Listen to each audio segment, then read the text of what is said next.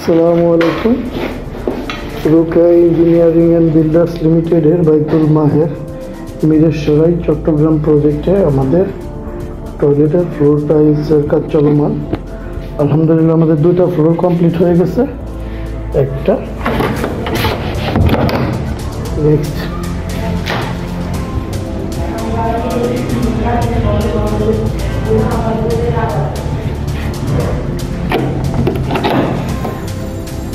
এটা fully complete. বাকি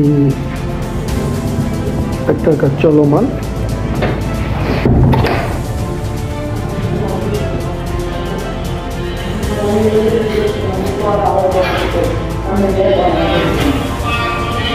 এটার কাজ চলমান।